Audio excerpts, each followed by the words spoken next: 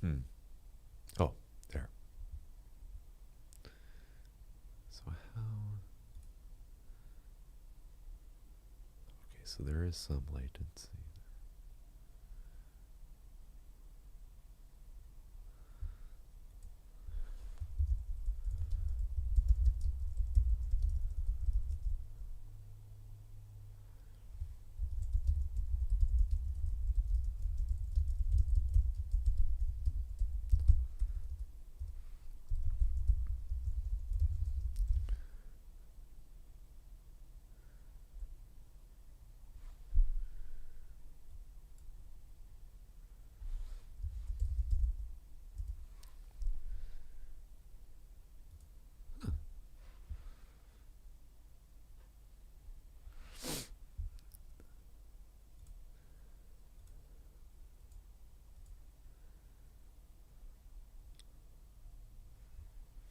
Okay, so let's just put this as an open session right now, everyone.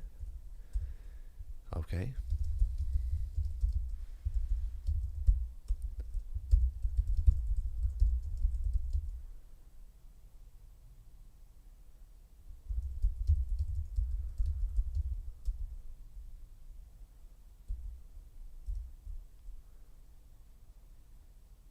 At this time, I'm going to answer questions about personal injury law.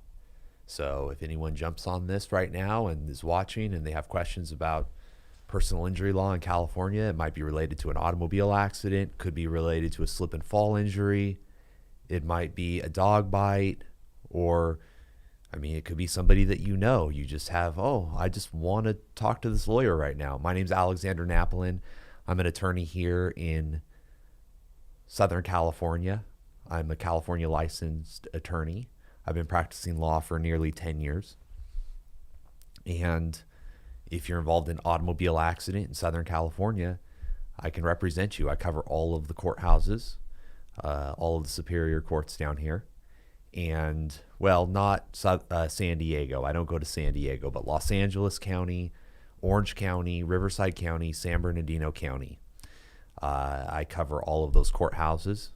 So, and with technology the way that it is, I can probably start covering all of California because we're doing all of our appearances right now with the court on all of our MSCs, all of the case management conferences. Those are all being done over the phone. So anyone in California, if you're watching this, you've been involved in an automobile accident, just pop in here and let's talk about anything that you're wanting to discuss that's related to the automobile accident. Maybe it's an auto accident you already had years ago and you just have a question. You're like, hey, can I still bring that up? What's the time frame for bringing a lawsuit in California for personal injury, for bodily injury related to an automobile accident? That's 2 years from the date of the accident, unless some other provision applies, like a tolling provision, which would pause the time, it would pause time for the statute of limitations until a certain date. So for a minor, it's paused until the minor turns 18, and then the 2 years runs from there. There's also certain types of defendants that can shorten the statute of limitations. For example, if a government entity is to blame, or you believe a government entity should have to pay for your injuries because they were negligent, you must submit a claim form with that government entity within 6 months on their claim paperwork and get them to accept it. So, and if you don't do that, you can lose your right to file a lawsuit. And if you do that within 6 months and they reject it, if the defendant or the city rejects it, then you have only 6 months from the date of the rejection to file a lawsuit, and that could be much less than 2 years. So there are a lot of circumstances that can change the statute of limitations date. For non-motor vehicle personal injuries, like premises liability, if the defendant leaves the country for a period of time during the first 2 years, the statute is told during that period of time that they're outside of the country. So I actually had someone come to me after the statute of limitations would generally have passed, and it turned out that the defendant had been out of the country for like 6 months. And we filed the lawsuit, and we had it because we could prove it, because she knew the defendant, and the defendant had in fact been out of the country. They weren't like, good friends or anything. They just knew, she knew of her, knew, what she was up to.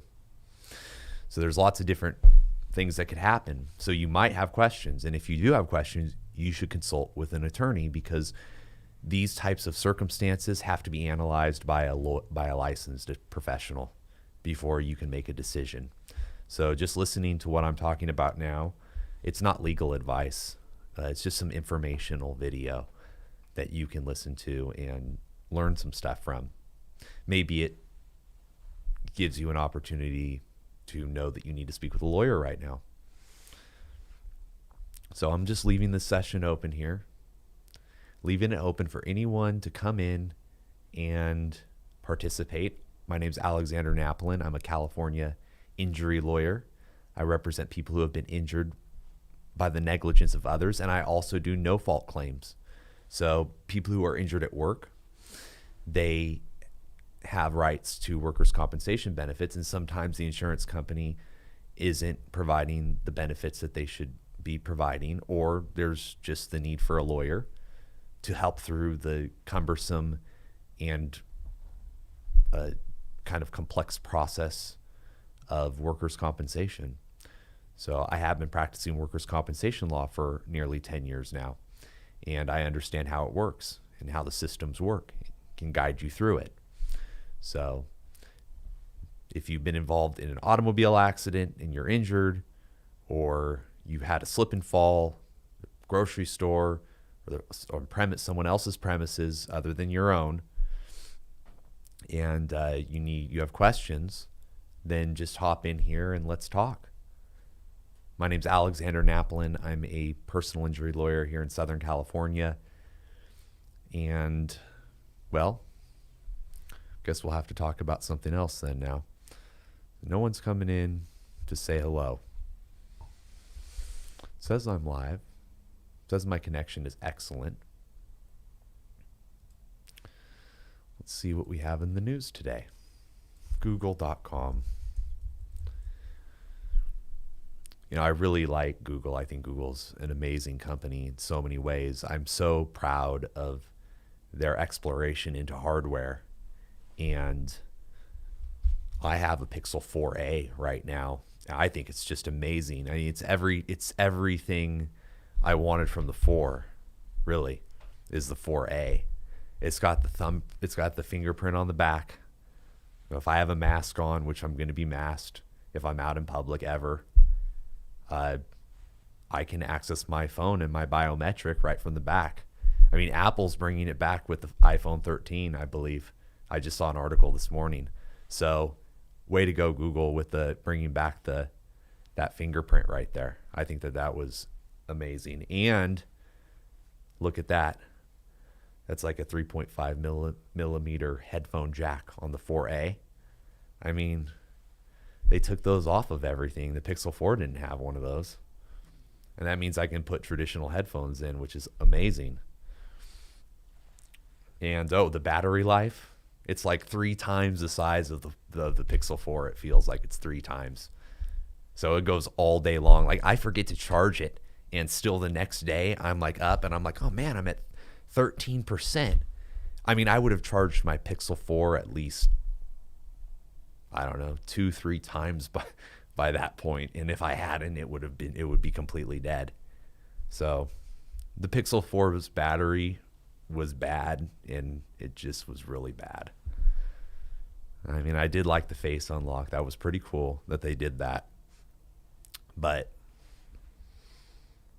with masking, having the fingerprint is what you need right now, and all for $349. Pixel 4a.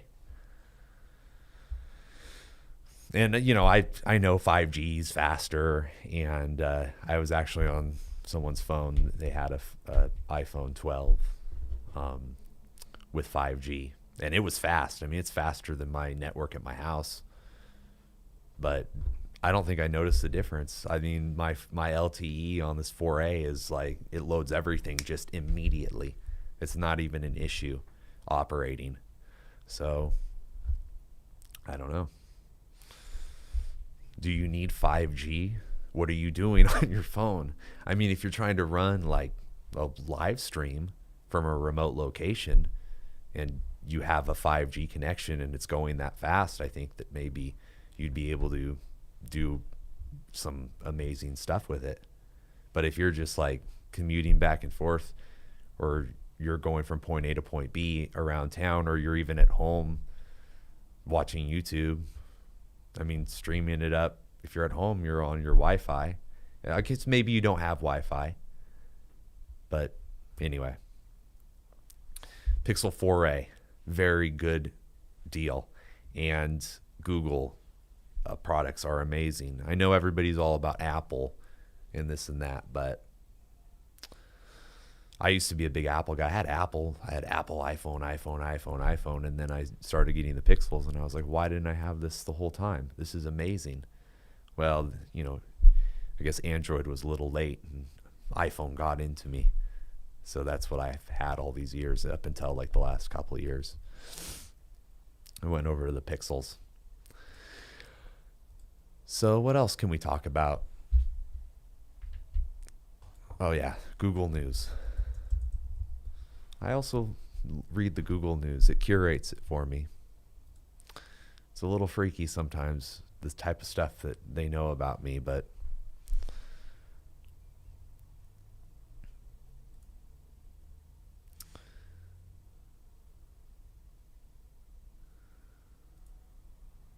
yeah, just more stuff about the election, which I'm not even going to touch.